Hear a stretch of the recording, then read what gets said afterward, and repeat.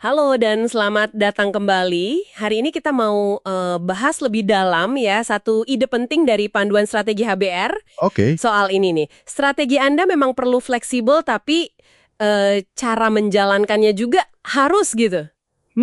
Iya, iya. Kita kan sering fokus ke rencana yang adaptif, tapi gimana kalau cara kita melakukannya itu yang kaku? Kaku banget. Nah, itu dia masalahnya. Kita bakal gali nih kumpulan wawasan dari HBR soal pengembangan dan eksekusi strategi. Jadi, misi kita hari ini ya memahami kenapa eksekusi yang kaku bisa merusak strategi sebagus apapun. Dan gimana Anda bisa menjalankannya lebih lincah gitu. Selamat bergabung. Jadi, inti masalahnya memang di situ ya. Ada semacam, gimana ya, ketegangan gitu antara cara pandang lama yang lihat eksekusi itu pokoknya harus disiplin ikut rencana. Harus patuh gitu ya. Iya, harus patuh.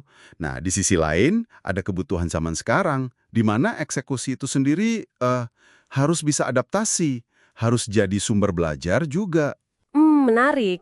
Apalagi di dunia yang, ya ampun, cepet banget berubah ini. Jadi bukan cuma soal ngerjain rencana, tapi lebih ke belajar sambil ngerjain. Oke. Mari kita bedah deh nih. Ada beberapa jebakan umum nih katanya. Kalau eksekusi terlalu kaku, yang pertama sering disebut miopia perencanaan. Miopia perencanaan, ya. Atau mungkin gampangnya, pandangan kita terlalu sempit, cuma lihat rencana awal aja. Jadi kalau terlalu patuh sama rencana, itu bisa jadi kayak pakai baju kekecilan pas kondisi udah berubah. Wah, iya ya. Jelas jadi nggak lincah kan? Bayangin aja kita coba lewatin badai tapi cuma modal peta yang digambar pas cuaca lagi bagus. Bahaya banget kan? Tepat sekali. Rencana yang kaku itu jadi penghalang utama buat adaptasi. Padahal adaptasi itu penting banget kan, apalagi di lingkungan bisnis yang penuh gejolak atau mungkin baru berkembang. Seperti yang ditekankan di HBR itu ya? Iya, betul. Kelincahan buat merespons perubahan kondisi itu jadi kunci banget. Nah, terus jebakan kedua nih, namanya kehilangan peluang belajar. Jadi eksekusi itu katanya bukan cuma soal nyelesain daftar tugas aja. Semua cuma checklist gitu ya. Iya, bukan cuma checklist, tapi juga proses nemuin hal baru. Contohnya menarik nih yang dibahas, YouTube. Oh, YouTube ya? Iya, awalnya itu kan dirancang sebagai situs kencan video. Bisa bayangin? Wah, serius baru tahu saya. Justru dari proses eksekusi awal itulah mereka belajar dan akhirnya muter haluan jadi platform berbagi video raksasa kayak sekarang. Luar biasa itu. Jadi, pertanyaan buat Anda nih, seberapa sering sih hambatan pas eksekusi itu justru ngasih pelajaran berharga yang mungkin kelewat kalau kita terlalu kaku sama rencana awal? Itu poin yang penting banget.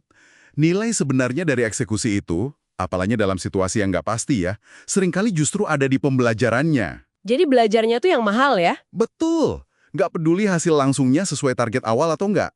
Prosesnya itu sendiri ngasih wawasan strategis yang berharga. Oke, masuk akal. Jebakan ketiga yang menarik juga nih, tirani preseden dan kepraktisan.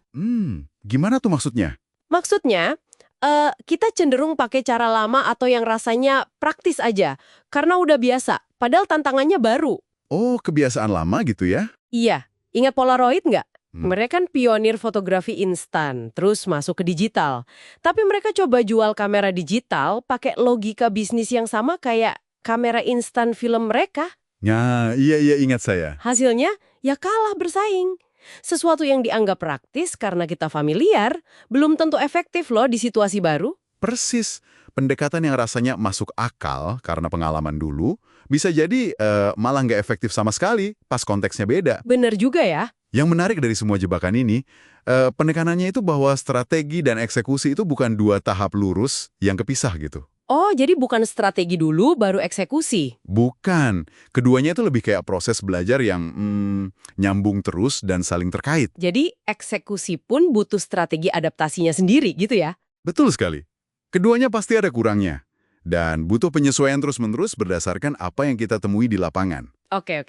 Makanya, bahaya banget kalau kita abai sama data atau sinyal peringatan yang muncul pas eksekusi cuma gara-gara nggak sesuai rencana awal. Contohnya kayak kasus Wells Fargo atau VW itu ya yang sempat ramai. Nah, iya.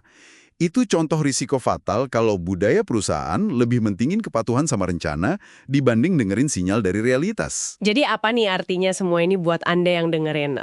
Singkatnya gini deh, fleksibilitas itu bukan cuma buat strategi di atas kertas aja. Bukan cuma di perencanaan ya. Betul, cara Anda menjalankan strategi itu juga harus bisa adaptasi, siap belajar dari prosesnya, dan berani belok kalau memang perlu. Fokus utamanya kan mencapai tujuan strategis, bukan sekedar nyentang semua daftar tugas di rencana awal. Iya ya? Setuju banget.